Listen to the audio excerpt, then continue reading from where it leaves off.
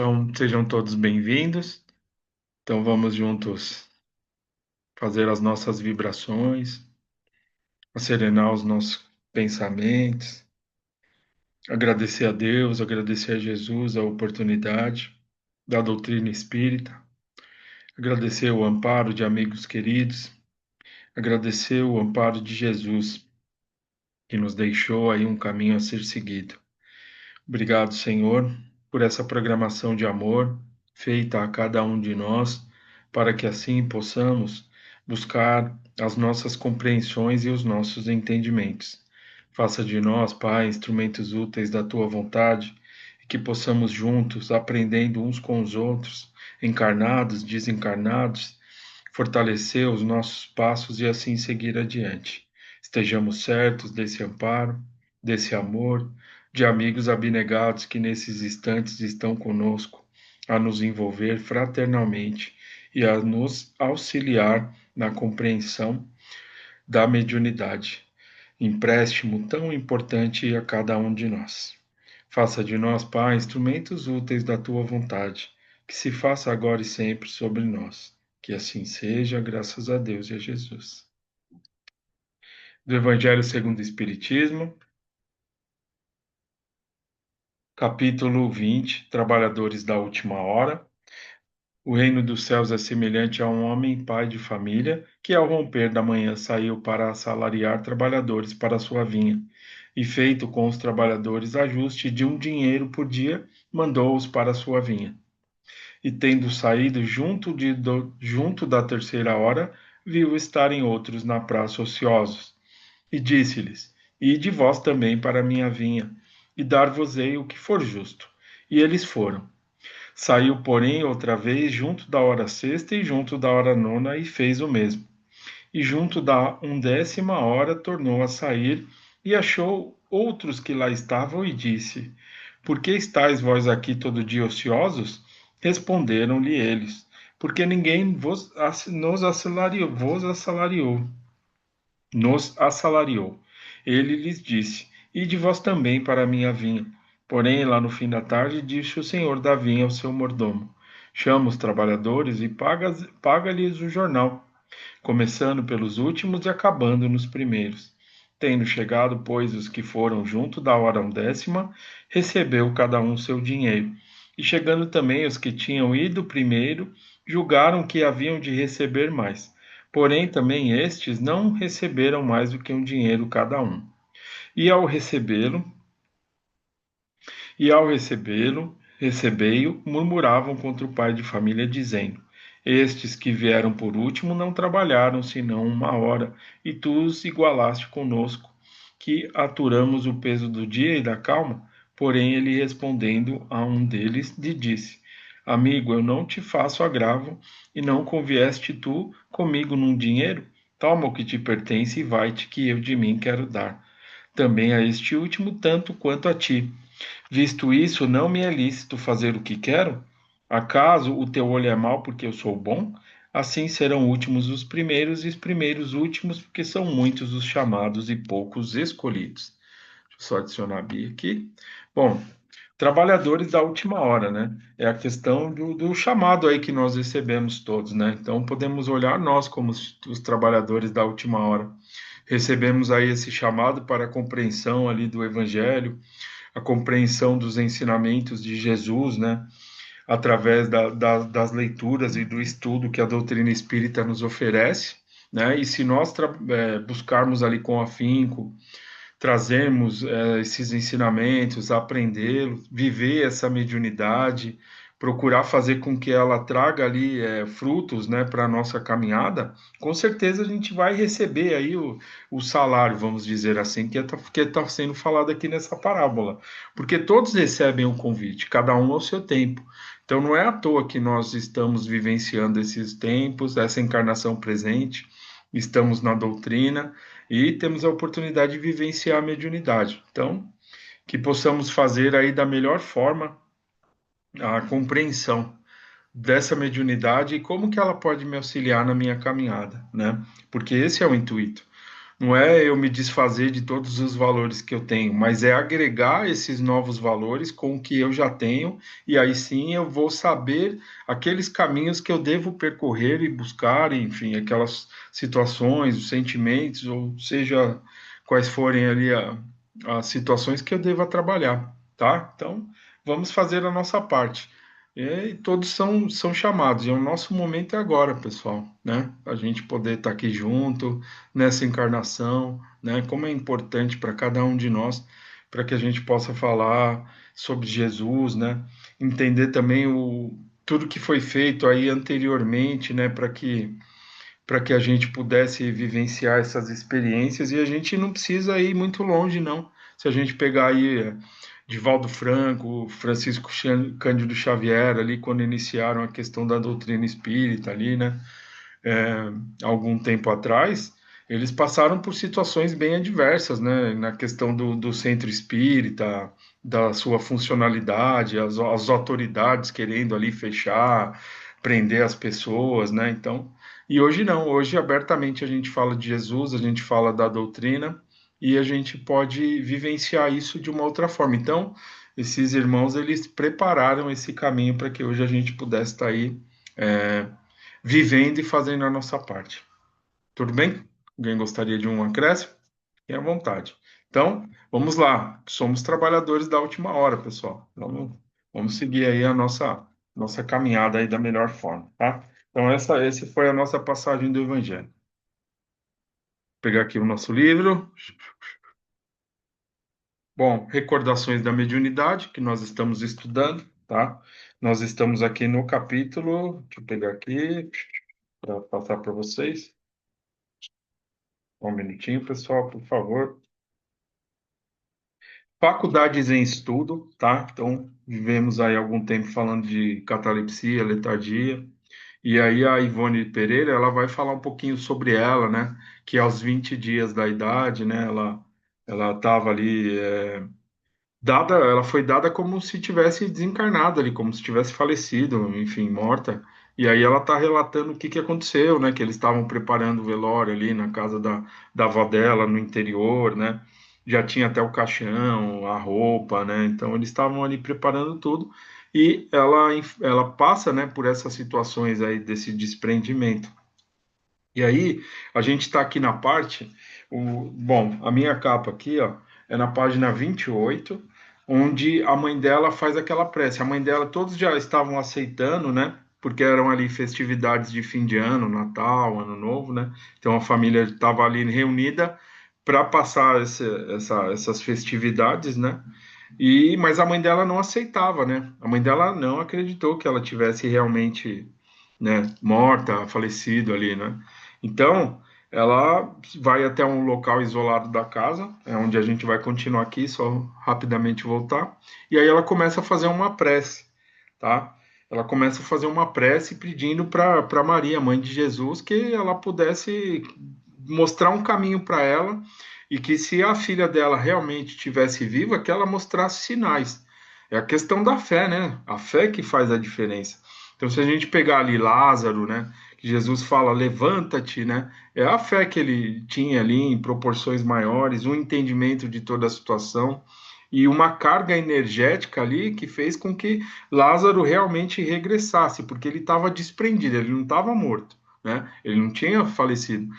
A catalepsia, ela tem ali ah, alguns fatores ali que chegam até a acontecer, como as faces, né, o rosto, ele tem essa deformidade, assumindo ali até um caráter de como se fosse um cadáver, né, as feições, a questão do cheiro. Então, com Lázaro estava acontecendo tudo isso. Porém, Jesus chega e a sua fé, a sua energia ali, ele ordena que ele vem para fora. Uma que ele sabia dessas situações que iriam acontecer, e outra é a questão da fé, da energia que foi desprendida ali, como se fossem aplicados passes e a energia para que ele pudesse regressar ao corpo e sair para fora. E aqui aconteceu com a Ivone do Amaral Pereira a mesma coisa. A mãe dela tinha fé, ela não aceitava aquela ideia. Então ela ali, energicamente, ela faz uma prece pedindo ali para a mãe de Jesus para cuidar da filha dela e mostrar ali o caminho, se ela realmente estivesse viva, que ela pudesse voltar à vida, tá? Então é um ato de fé, tá? A própria Ivone reconhece isso. Tudo bem? Tranquilo, pessoal? Vamos lá. Eu vou só repetir rapidinho aqui a prece dela, tá? Maria Santíssima, Santa Mãe de Jesus e Nossa Mãe, vós que também fostes mãe e passastes pelas aflições de ver padecer e morrer o vosso filho sobre os pecados dos homens, ouvi o apelo de minha angústia e atendei-o. Senhora, pelo amor de vosso filho, se minha filha estiver realmente morta, poderei levá-la de retorno a Deus, porque eu me resignarei à inevitável lei da morte. Mas se, como creio, ela estiver viva, apenas sofrendo um distúrbio cuja causa ignoramos, rogo a vossa intervenção junto a Deus Pai, para que ela torne a si, a fim de que não seja sepultada viva. E como prova do meu reconhecimento por essa caridade que me fareis, eu vou-la entregarei para sempre. Renunciarei aos meus direitos sobre ela e a partir deste momento ela é vossa. Eu vou-la entrego, e seja qual for o destino que a esperar, uma vez retorne à vida, estarei sereno e confiante, porque será previsto pela vossa proteção, tá? Então, opa, só adicionar aqui. É lógico que ela passou, né? Tinha essa questão da catalepsia e letargia, ela não estava morta, né? Muito pelo contrário. Então, ela ali com um ato de fé, como se ela realmente estivesse aplicando um passe ou direcionando uma energia que foi, né? Por essa prece, e aí faz com que ela regresse à vida, tá? Retorne, enfim, tem ali um ato de para eles verem que ela não estava morta como eles achavam, porque ela já estava sendo preparada ali para ser sepultada. Muitas vezes durante minha infância, minha mãe narrava esse episódio. Agora é que a gente vai continuar daqui, tá? A partir de hoje eu só fiz uma recapitulada aí. Muitas vezes durante a minha infância, minha mãe narrava-me esse episódio de nossa vida por entre sorrisos de satisfação, repetindo 100 vezes a prece que aí fica por ela inventada no momento. Ela inventou ali no momento essas palavras, né? É algo que partia do coração ali de mãe, né? Para com o seu filho, né? Acrescentando a do Pai Nosso e da Ave Maria.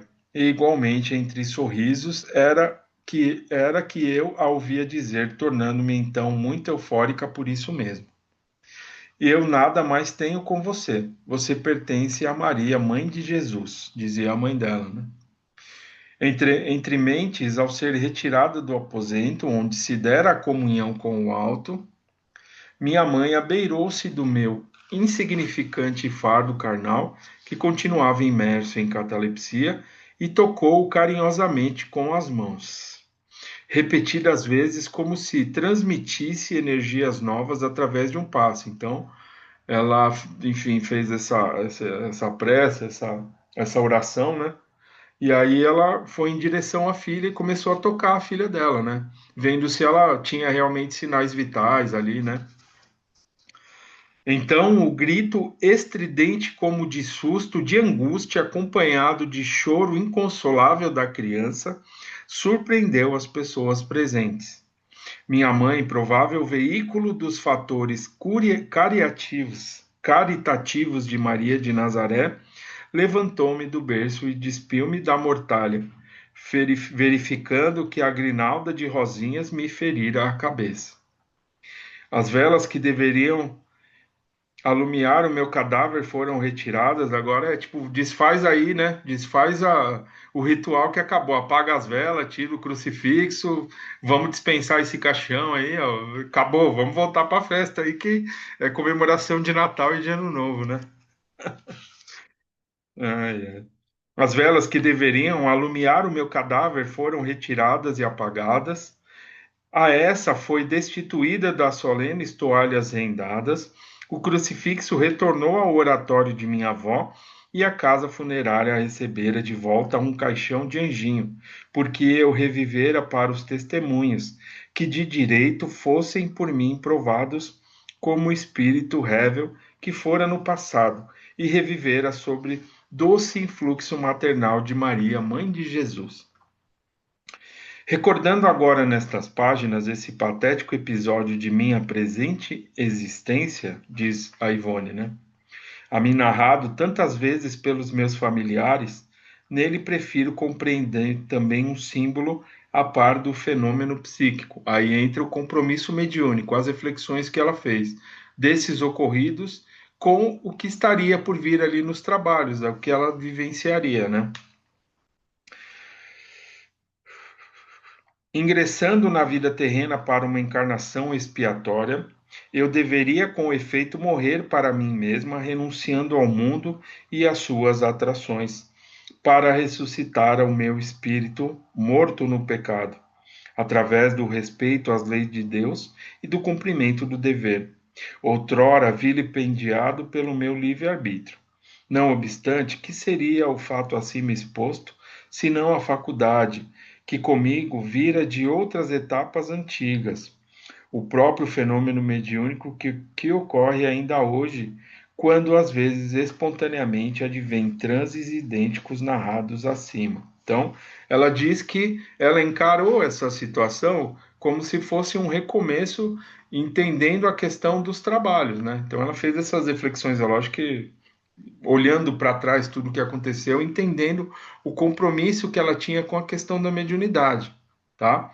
E aí, outras vezes, em outras situações, ela passou por essas experiências de desdobramento, de desligamento, para que junto dos seus é, protetores ali espirituais ali, dos seus mentores, ela pudesse estar vivenciando as experiências que a gente vai narrar aqui no decorrer das leituras aqui de estudo do nosso livro. Tá? Então ela diz aqui, ó, advém de transes acima narrado, enquanto em espírito eu me vejo acompanhando os instrutores espirituais para com eles socorrer os sofredores da terra e do espaço, ou assistir sob seus influxos vibratórios mentais os dramas do mundo invisível que mais tarde são descritos em romances ou historietas, tá? Então, ela entendeu aí que ela tinha um compromisso, né? E a gente acompanha tantos livros aí psicografados, experiências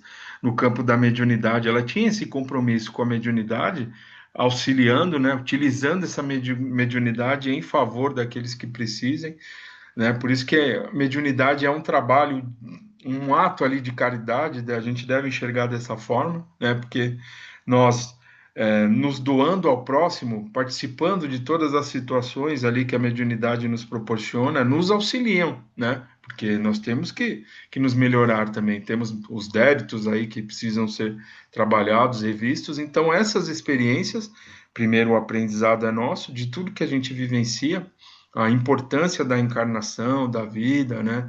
Daqueles que estão no nosso lado, saber que a vida não acaba, enfim, são várias lições que a gente pode tirar de todo esse convívio.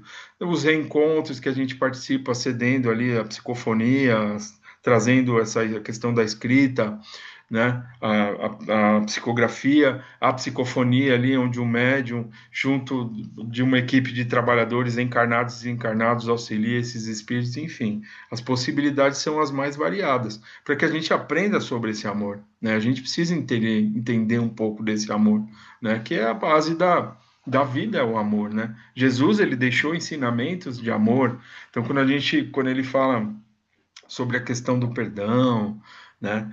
É, do egoísmo, do orgulho, enfim, aquelas passagens do Evangelho ali que são narradas, né, por Kardec, visam trabalhar os nossos sentimentos e contrapartida substituir ali pelo amor, né? Então a gente aprende que esse amor ele vai muito mais além daquelas pessoas que a gente tem afinidade, né?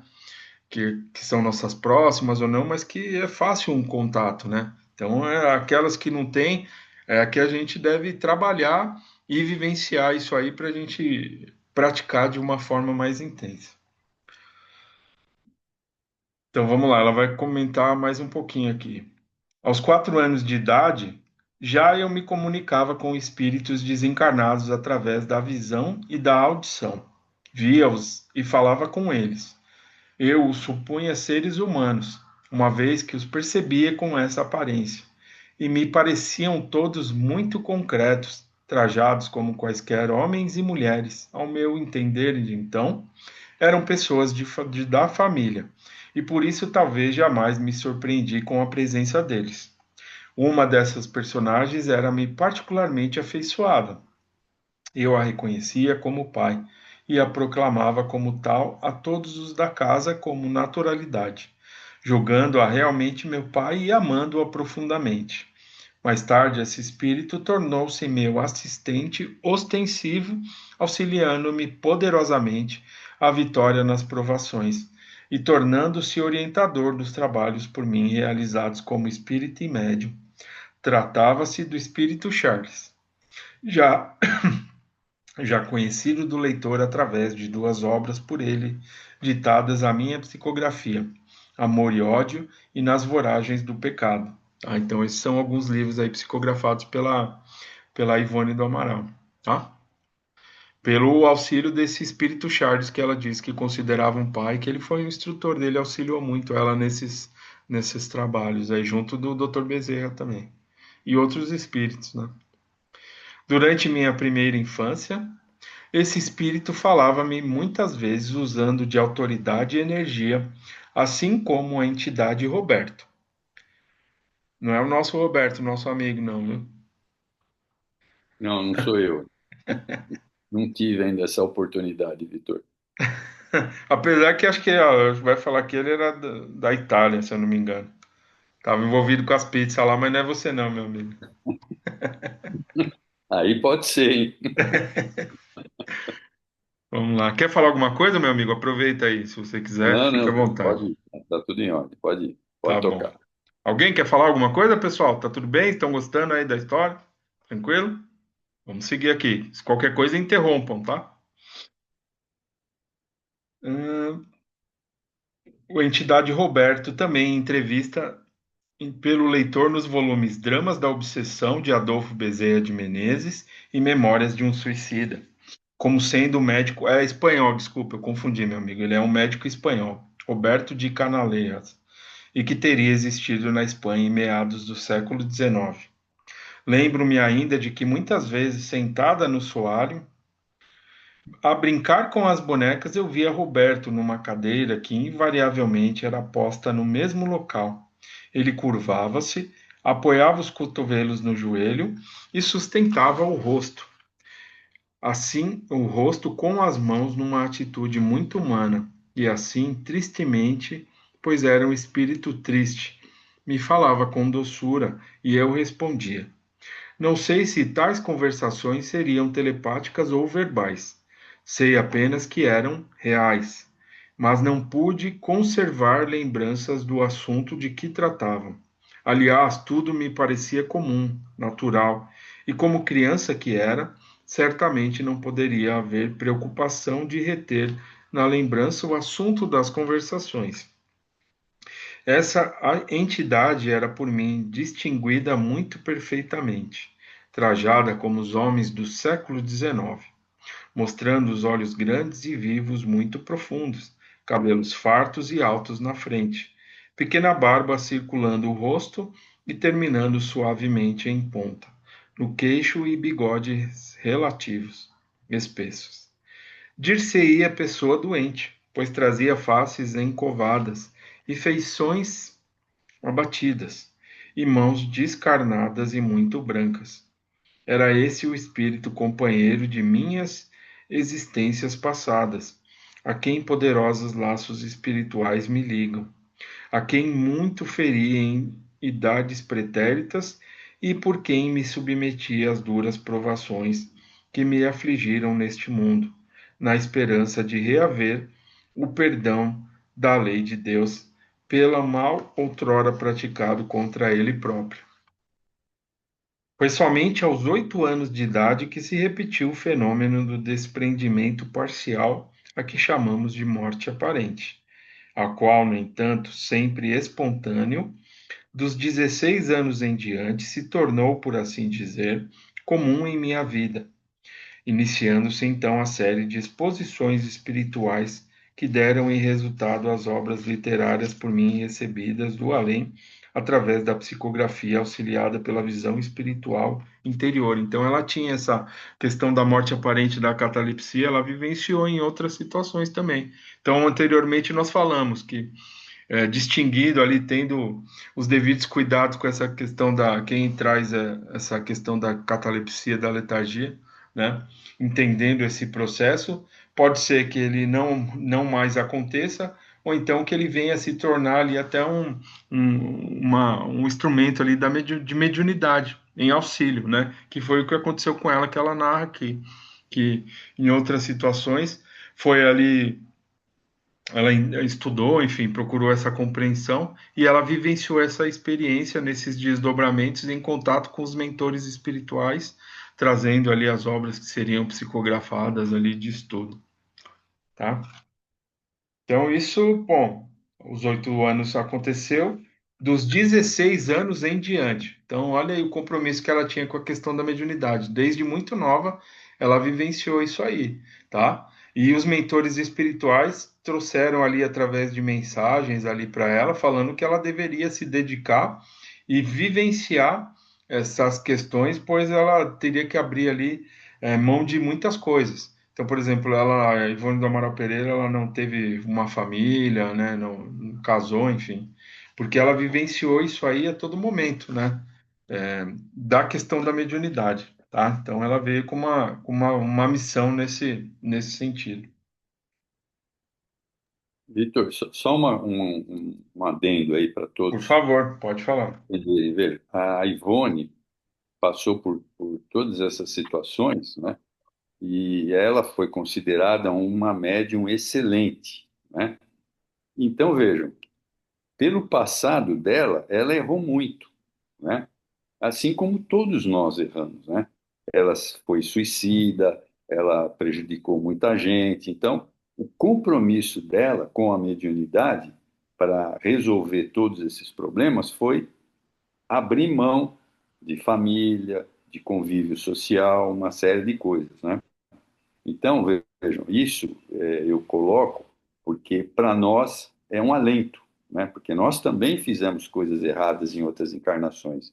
Mas vejam que tudo é possível desde que você entenda essa situação e se comprometa a se modificar. É só isso. Obrigado. Muito bem, meu amigo, é isso mesmo, essa questão do compromisso, né? Bom, como individualidades, né? Pegando um pouco o gancho aí do que o meu amigo falou, é o compromisso que a gente tem. A única coisa que a gente não pode fazer é ficar se comparando, falando, meu Deus, será que numa encarnação eu fiz isso? Com certeza são débitos, mas que a gente nem se ligue muito a essa questão, e sim faça valer essa oportunidade que a gente tem hoje, porque a mediunidade, ela nos é um empréstimo para que realmente a gente possa é, passar por essas modificações, tá? Então, é muito importante hoje a gente vivenciar isso de uma outra forma. Se a gente ficar muito pensando, mas será? Meu Deus, não sei o quê, isso aí pode fazer até com que a gente não tenha forças de caminhar hoje. Então, vamos seguir. É que nem ela sabia, e ela, a Ivone aqui, ela vivenciou isso desde muito nova. Então, é que nem o Roberto falou, ela tem essas recordações das experiências muitas vezes difíceis aí que ela teve ao longo de encarnações passadas, né? E nós temos a bênção do esquecimento. Às vezes tem alguma recordação de determinados momentos ali, situações, mas isso vem até nós de uma forma que possa nos auxiliar. E a percepção, ela varia de um médium para outro. Então a gente não pode se equiparar referente ao outro médium. Poxa, o outro vai lá, incorpora 10 espíritos, ou ele tem uma facilidade, eu não faço nada disso, eu só vou lá e aplico um passe, e eu acho que eu não estou fazendo nada. Não, muito pelo contrário, é muito importante todo esse porque nós trabalhamos em equipe, né? Como se fosse um trabalho de equipe. O que cada um faz é muito importante. Assim como a espiritualidade também trabalha em equipe ali para nos auxiliar. Tudo bem, meu amigo Roberto? Posso seguir mais um pouquinho? Tudo bem, pessoal? Vou seguir. Tá acabando o tempo aqui, mas vamos lá.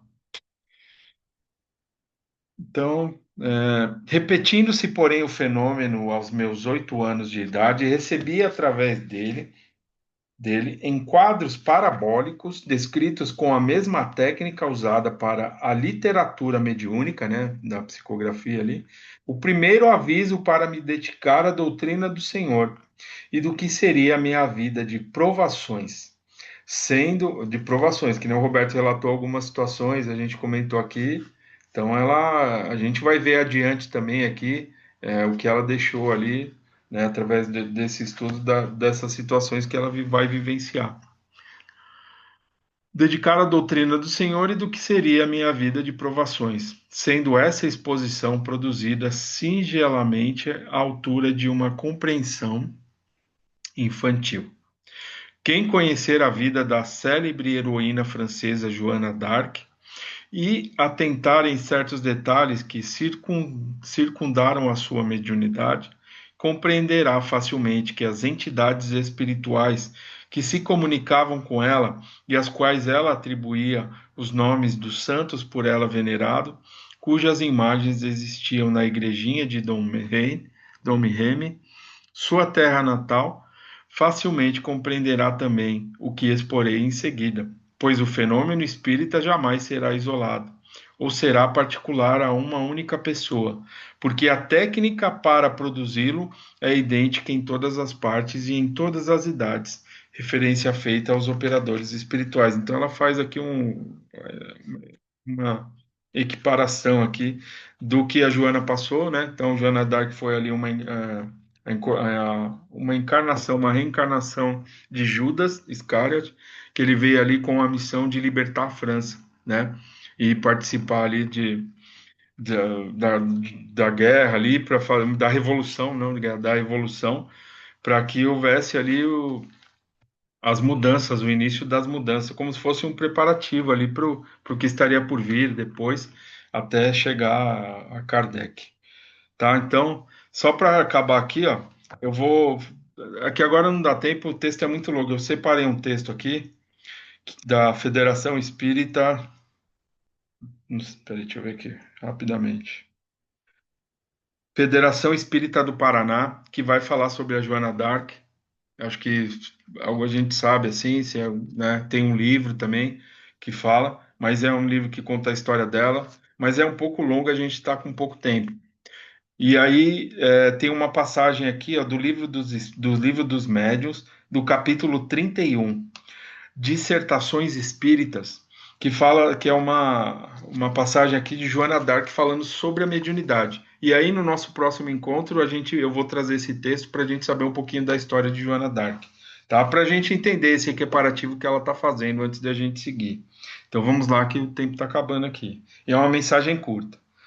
Deus encarregou-me, a Joana d'Arc trazendo essa mensagem aqui, né? Deus encarregou-me de cumprir uma missão junto aos crentes que favoreceu com o mediunato. Quanto mais recebem graças do Altíssimo, mais correm perigos. E esses perigos são bem maiores porque têm origem nos próprios favores que Deus lhe concede. As faculdades das quais desfrutam os médiuns lhes atraem os elogios dos homens, as felicitações, as adulações, eis a pedra de tropeço. Esses mesmos médiuns que deveriam sempre ter presente na memória sua incapacidade primitiva, a esquecem. Eles fazem mais. O que devem a Deus atribuem ao seu próprio mérito. O que acontece então? Os bons espíritos os abandonam, tornam-se joguetes dos maus e não têm mais a bússola para se guiarem. Quanto mais se tornam capazes, mais são impelidos a atribuírem a si um mérito que não lhes pertence, até que por fim Deus os pune, retirando-lhes uma faculdade que não pode mais do que lhes ser fatal. Nunca seria demais lembrar de recomendardes ao vosso anjo guardião, para que ele vos ajude a sempre estardes em guarda contra o vosso inimigo mais cruel, que é o orgulho. Lembrai-vos bem, vós que tendes a felicidade de serdes os intérpretes entre os espíritos e os homens, que sem o apoio do nosso divino Mestre Jesus, sereis punidos mais severamente porque fostes mais favorecidos. Espero que esta comunicação produza seus frutos. Espero que ela possa ajudar os médios a se colocarem em guarda contra os perigos onde viriam se destruir. Esse perigo, eu vos disse, é o orgulho. Tá? Então, ela faz uma mensagem de alento sobre o compromisso mediúnico, a nossa responsabilidade, saber quem somos, né? Saber o porquê que nós temos essas possibilidades, né? Que nem o Roberto falou, trazemos as nossas dificuldades, somos ali, estamos resgatando esses débitos através desses trabalhos e trabalhando aí na seara do bem. Essas sementes aí que são plantadas em nossos corações, e como falamos ali no começo do Evangelho, trabalhadores da última hora somos todos nós. Então, tratar essa questão da mediunidade com muito respeito, muita importância, para que ela possa dar os frutos para cada um de nós. Então, essa mensagem aí da Joana d'Arc, aqui do capítulo 31, Dissertações Espíritas, do Livro dos Médios. É um capítulo bem legal que traz muitas mensagens ali de alguns espíritos referente à questão da mediunidade, do trabalho, a importância que nós estamos recebendo nessa encarnação. Então é isso, pessoal. Então vamos aí acompanhar no nosso próximo encontro. Já vou iniciar aqui com a mensagem da Joana d'Arc, para a gente entender um pouquinho da história dela. Acho que é bom a gente sempre falar, né? Entender a questão como que a mediunidade foi para ela, né? Como que ela trabalhou nessa questão, como que veio, né? O que aconteceu? Porque a gente sabe que ela foi queimada ali na fogueira, mas e aí? Como que ela falava muito das vozes, né? Das vozes ali dos santos da igreja que ela falava que estavam seguindo ele. Então é um texto bem interessante, só para a gente reforçar aí o nosso conhecimento. Tudo bem? Então, vamos finalizar. A Bia vai chamar a segunda reunião. Acho que temos um vídeo bem legal hoje para falar, quem puder participar, tá? Então é isso, agradecer sempre a Deus e a Jesus e pedir que Ele nos ampare, que Deus nos proteja, que nos dê o discernimento dos nossos passos e fortaleça-nos em nossas tarefas. Obrigado, Pai, por todo esse convívio, por essa oportunidade que nós temos recebido. E ampara-nos, pois sem Ti nada somos. Que assim seja, graças a Deus e a Jesus. Então, boa noite a todos. Quem não puder participar, uma boa semana.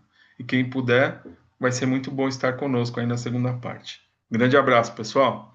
Ótima semana a todos.